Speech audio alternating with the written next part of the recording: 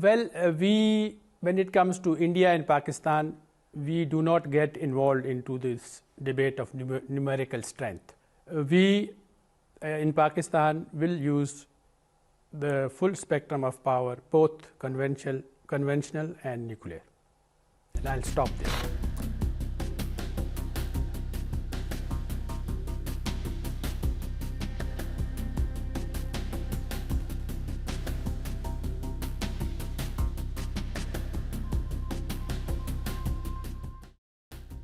In a sharp escalation of tensions between India and Pakistan, Pakistan's ambassador to Russia, Mohammad Khalid Jamali, issued a stark warning on Saturday, stating that Islamabad could resort to its full military arsenal, including nuclear weapons, if India launches military strikes against Pakistan or disrupts its water supply. Speaking to Russian broadcaster RT, Jamali revealed that Pakistan had received credible intelligence indicating that India was planning military action against Pakistani territory.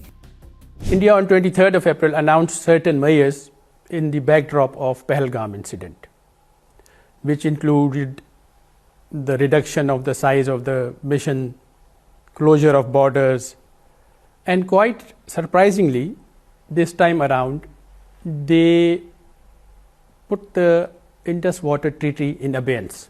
Now, this calls for serious response from Pakistan because, as you know, Indus Waters Treaty was signed in 1960 between the two neighbors. It is an agreement on water arrangement, and under the treaty, all the western rivers' water would flow to Pakistan from north to south. And you know that 240 million people of Pakistan are mostly involved in agriculture. And this is the lifeline of Pakistan. Any attempt to usurp the water of the lower riparian or to stop it or to divert it would be an act of war against Pakistan and would be responded with full force of power, including full spectrum of power.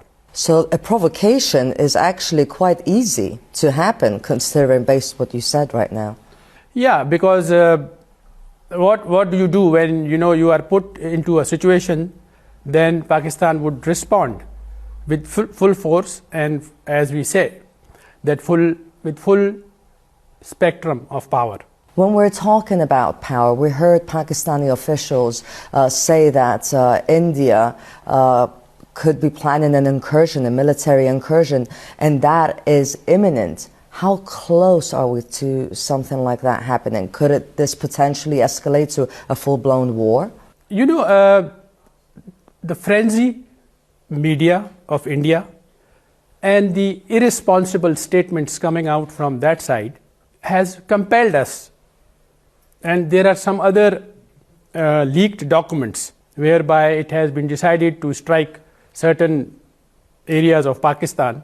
So that makes us to feel that this is going to happen and it's imminent.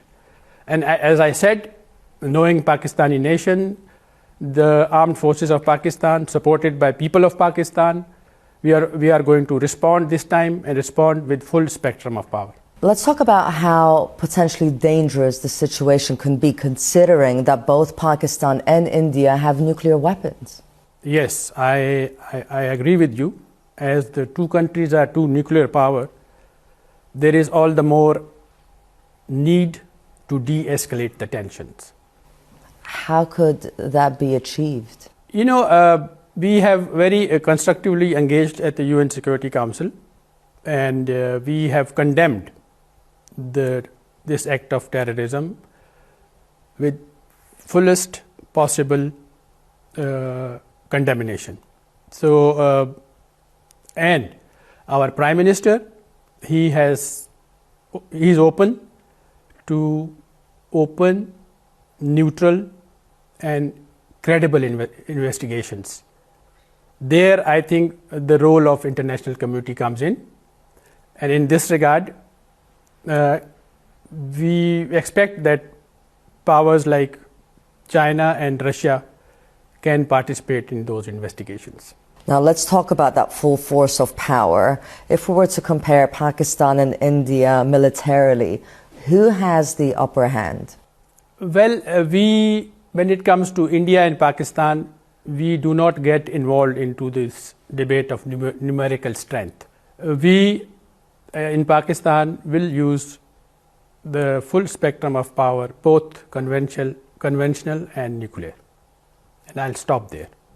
You spoke earlier about the media frenzy, and as soon as this news broke out, it became breaking news around the world.